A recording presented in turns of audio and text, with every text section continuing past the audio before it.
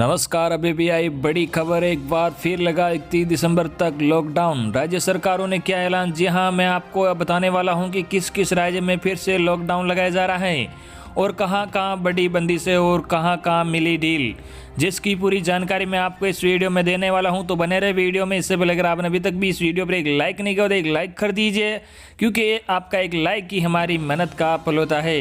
वही चैनल को भी फ्री में सब्सक्राइब नहीं किया और सब्सक्राइब कर लीजिए, ताकि आगे भी आपको इसी तरह की लेटेस्ट से लेटेस्ट अपडेट सबसे पहले देखने को मिलती रहे। और आप किस राज्य के रहने वाले हो ये भी कमेंट बॉक्स में ज़रूर बताना। तो चलिए दोस्तों, पहली बड़ी अपडेट की बात करते हैं, जो बहुत ही बड़ी खबर है, जो आप सभी के काम की हैं। 1 दिसंबर से लागू होंगे ये नियम, आम आदमी पर पड़ेगा असर। जी आपको बता दें कि दिसंबर महीना साल के अंत को दर्शाता है और अगले साल की शुरुआत का संकेत भी देता है। इस साल 1 दिसंबर 2020 से देश में कुछ अहम बदलाव अमल में आ रहे हैं, जिनका सीधा संबंध आम आदमी की ज़िंदगी से है। तो जानते हैं ऐसे कौन से बदलाव हो रहे हैं। जी आपको बता दें कि कोविड की नई गाइडलाइंस, इनमें राज्यों और केंद्र शासित प्रदेशों से रोकथाम के कदमों, एसओपी और कोविड-19 उपयुक्त बर्ताव, सावधानी और भीड़ को काबू में रखने को सख्त तौर पर लागू करने को कहा है। कंटेनमेंट जोन में केवल अनिवार्य कामों की इजाज़त होगी। इसके साथ ही मेडिकल इमरजेंसी और जरूरी सामान और सेवाओं के अलावा इन जोन से अंदर और बाहर लोगों की आवाजाही पर पाबंदी रहेगी। फेस मास्क पहनना और सोशल डिस्टेंसिंग रखना भी अनिवार्य होगा। नई ट्रेनें भी चलेगी। जी आपको बता दें कि 1 दिसंबर से मुंबई हावड़ा दिल्ली सुपरफास्ट ट्रेन, जबलपुर से Nagpur special train, Rewa special और सिंगरौली स्पेशल ट्रेन का संचालन लॉकडाउन के बाद दोबारा शुरू होगा। इसके अलावा झेलम एक्सप्रेस और पंजाब मेल भी फिर से पटरी पर उतरने वाली है। ट्रेनें अपने पहले के समय अनुसार ही चलेगी। तीसरा बदलाव एलपीजी सिलेंडर को लेकर है। जी आपको बता दें कि हर महीने की पहली तारीख को एलपीजी सिलेंडर की कीमत में बदलाव होता है। हालांकि पिछले 6 महीने से इसमें कोई बदलाव नहीं हुआ है। देखना है कि दिसंबर माह में एलपीजी के दाम में या क्या उतार चढ़ाव आता है। चौथा बदलाव आरटीजीएस को लेकर है। जी आपको बता दें कि 24 घंटे आरटीजीएस का फायदा। 1 दिसंबर से रिजर्व बैंक ऑफ इंडिया के मुताबिक आरटीजीएस ट्रांजैक्शन की सुविधा 24 घंटा के लिए उपलब्ध होगी। कोरोना काल में ऑनलाइन ट्रांजैक्शन में काफ़ी तेजी आई है, जिसके कारण अब 24 घंटे और 7 दिन फंड ट्रांसफर किया जा सकता है। 5वां बदलाव पंजाब नेशनल बैंक एटीएम से पैसे निकालने को लेकर है। जी आपको बता दें कि 1 दिसंबर से रात 8 बजे से लेकर सुबह 8 बजे के बीच पंजाब नेशनल बैंक 2.0 एटीएम से एक बार में 10,000 रुपये से ज़्यादा की कैश निकासी अब ओटीपी बेस्ड हो, यानी इन नाइट आवर्स में 10,000 से ज़्यादा का अमाउंट निकालने के लिए पंजाब नेशनल बैंक ग्राहकों को ओटीपी की जरूरत होगी, इसलिए ग्राहक अपना मोबाइल साथ लेकर जाए।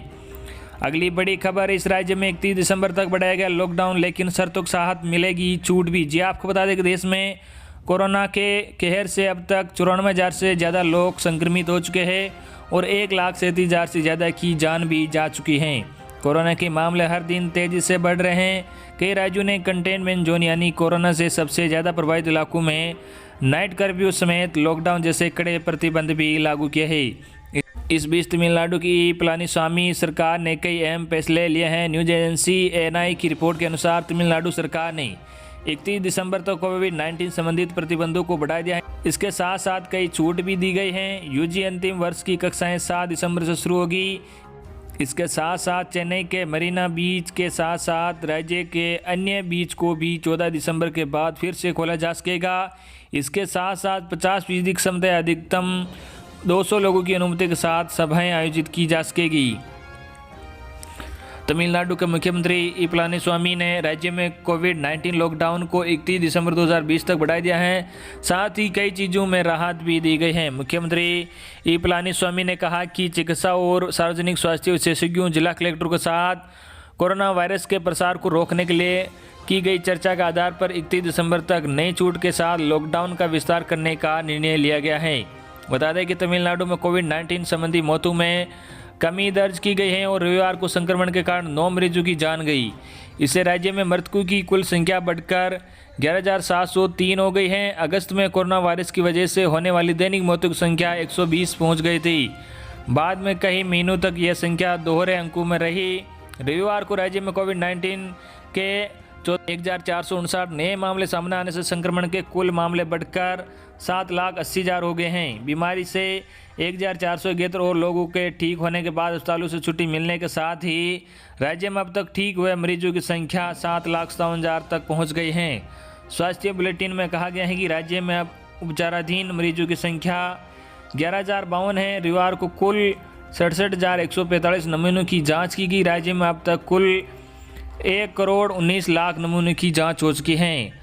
अगली बड़ी खबर, अब राजस्थान में 31 दिसंबर तक लगा लॉकडाउन और नाइट कर्फ्यू, नहीं खुलेंगे स्कूल, देखें नई गाइडलाइंस। ये आपको बता दें कि प्रदेश में कोरोना की रफ्तार तेजी से बढ़ रही है। ऐसे में प्रदेश सरकार गंभीरता बरतते हुए लगातार सख्ती बढ़ा रहे हैं। प्रदेश सरकार की ओर से इस संबंध में अब तक नए आदेश जारी किया गया है। इस संशोधित आदेश के अनुसार कोरोना महामारी के बढ़ते मामलों को ध्यान में रखते हुए राज्य सरकार ने 1 से 31 दिसंबर तक कोटा, जयपुर, जोधपुर, बीकानेर, उदयपुर, अजमेर, भीलवाड़ा, नागौर, पाली, टोंक, सीकर और गंगानगर के शहरी क्षेत्रों में रात 8 बजे से सुबह 6 बजे तक नाइट कर्फ्यू का ऐलान कर दिया है।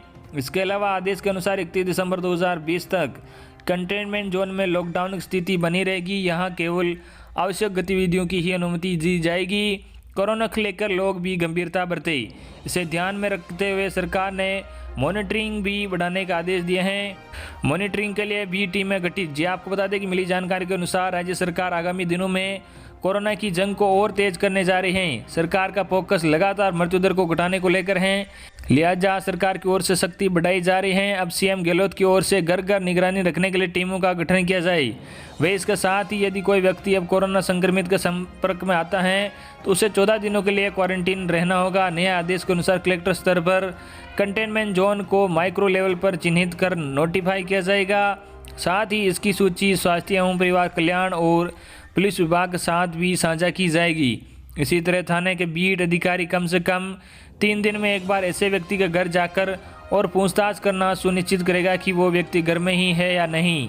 जानिए कहाँ रहेगी बंदी से क्या दी गई है डील। जी आपको बता दें कि स्कूल कॉलेजों के संबंध में संशोधित आदेश के अनुसार स्कूल कॉलेजों को 31 दिसंबर तक बंद किया गया है।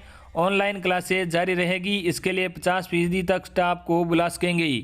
आयोजनों पर लगाए पाबंदी। जी आपको बता दें कि सिनेमा हॉल, मल्टीप्लेक्स और इस तरह के भीड़ भाड़ वाले स्थान बंद रहेंगे। सामाजिक, राजनीतिक, खेल, सांस्कृतिक, धार्मिक कार्य और बड़े आयोजन पर 31 दिसंबर तक रोक रहेगी। 7 बजे बंद होंगे बाजार। जी आपको बता दें कि सरकार की ओर से साफ निर्देश दिए गए हैं कि प्रदेश के चिन्हित 12 जिलों में शाम 7 बजे बाद बाजार बंद होंगे। केवल जरूरी सेवाओं से जुड़े संस्थान ही खुले रह सकेंगे। इसमें ऐसी फैक्ट्री जहां 24 घंटे काम होता हो, नाइट शिफ्ट लगती हो, खुली रखी जा सकती हैं। इसी तरह IT company, chemist shop, medical service, work place को भी ओपन रखने की अनुमति दी गई है। नाइट कर्फ्यू में इनका रह सकता है आवागमन। जी आपको बता दें कि नाइट कर्फ्यू के तहत दूसरे राज्यों में आने वाले लोगों और सामान लाने ले जाने वालों पर पाबंदी नहीं रहेगी। वही शादी विवाह जैसे कार्यक्रमों में जाने वाले और इमरजेंसी सेवा वाले लोग भी आ जा सकते हैं। अगली बड़ी खबर, अनलॉक के तहत उत्तराखंड सरकार ने जारी की नई गाइडलाइंस। रात्रि कर्फ्यू पर डीएम लेंगे फैसला, जाने और भी नियम। जी आपको बता दें कि अनलॉक प्रदेश में किसी भी माध्यम से आने वालों को पहले स्मार्ट सिटी की वेब पोर्टल पर रजिस्ट्रेशन कराना अनिवार्य होगा। रजिस्ट्रेशन कराए बगैर आने की अनुमति नहीं दी जाएगी। कोरोना के बढ़ते मामलों के मद्देनजर जिलों में रात्रि कर्फ्यू लगाने का निर्णय जिला प्रशासन स्तर से लिया जाएगा।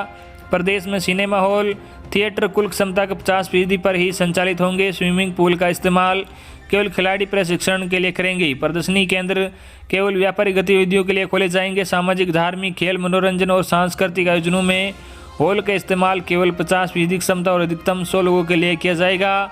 पूर्व में 15 अक्टूबर से ऐसे आयोजनों में 100 से ज़्यादा व्यक्तियों को भाग लेने की छूट दी गई थी। वही खुले मैदानों में आयोजन मैदान के क्षेत्र के हिसाब से होंगे। इसके लिए जिला प्रशासन अनुमति प्रदान करेगा। शासन ने रविवार को अनलॉक के तहत नई गाइडलाइंस जारी कर दी है। मुख्य सचिव ओम प्रकाश द्वारा जारी गाइडलाइंस में स्पष्ट किया गया है कि प्रदेश में आने वाले सभी व्यक्तियों को स्मार्ट सिटी देहरादून की वेब पोर्टल पर रजिस्ट्रेशन कराना अनिवार्य होगा। अगली बड़ी खबर, 31 दिसंबर तक महाराष्ट्र में लागू रहेगा लॉकडाउन। नए साल के जश्न पर मिलेगी छूट। जी आपको बता दें कि महाराष्ट्र में रोजाना मिलने वाले कोरोना पॉजिटिव मरीजों की संख्या में लगातार वृद्धि देखने को मिल रही स्थिति को नियंत्रण में रखने के लिए घबराए महाराष्ट्र सरकार ने लॉकडाउन की अवधि को 31 दिसंबर मध्य रात्रि तक बढ़ा दिया है। हालांकि नए साल का जश्न मनाने की लोगों को छूट मिल सकती है। तो ये थी आपके लिए आज की बड़ी और बेहद ही महत्वपूर्ण बड़ी खबरें जो हमने सबसे पहले आप तक पहुंचा दी हैं। धन्यवाद।